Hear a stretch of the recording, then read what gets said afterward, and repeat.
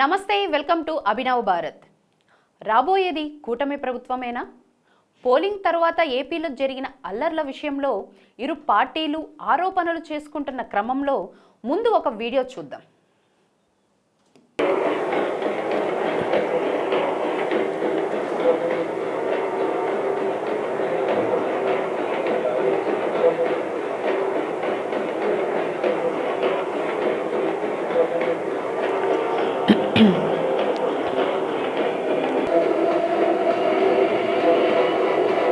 సమస్యాత్మకమైన female స్వగ్రామం తలకొండలో production పోలేదు.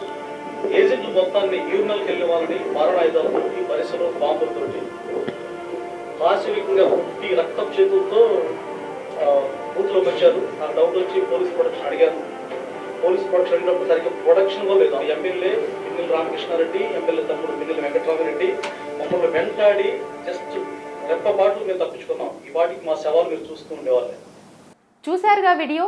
అప్పట్లో పిన్నెలు చేసిన అరాచకమని స్పష్టంగా తెలుస్తోంది. ఆ తరువాత వైసీపీ అధికారంలోకి వచ్చింది. మరి ఆ సమయంలో ఈసీ ఏం చేస్తోంది, పోలీసుల అధికారులు ఏం చేస్తున్నారు అనే ప్రశ్నకు సమాధానం లేదు. మరి ఇప్పుడు 2024లో పిన్నెలి ఈవీఎంలను ధ్వంసం చేసిన వీడియోను చూద్దాం.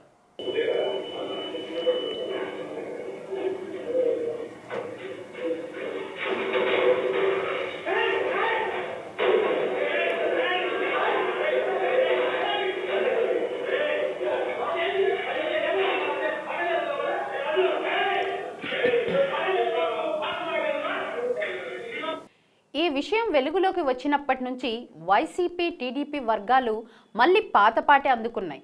ఒకవేళ వైసీపీ చెప్పినట్లు ఈసీ కేంద్ర ప్రభుత్వం టీడీపీకి అనుకూలమే అనుకుంటే, ఈసీ కేంద్ర ప్రభుత్వం అండదండలు ఎవరికి ఎక్కువ ఉంటే అల్లర్లో వారిదే పై చెయ్యి అవుతుంది. మరి అలా చూసుకుంటే ఈసారి టీడీపీనే అధికారంలోకి వస్తున్నట్టేనా, లేదా పూర్తిగా టీడీపీకి ఎడ్జ్ ఉన్నట్టే కదా? అంటే ఏపీలో రాబోయేది కూటమి ప్రభుత్వమే అన్నట్టేగా. నాయకులారా, మీ పనితనం మీ అధినాయకులకు తెలియజేయాలనుకుంటున్నారు. ప్రజలారా, మీ సమస్యలను మీ నాయకులకు తెలియజేయాలనుకుంటున్నారు. ప్రజా సమస్యల పరిష్కార వేదిక మీ అభినవ్ భారత్.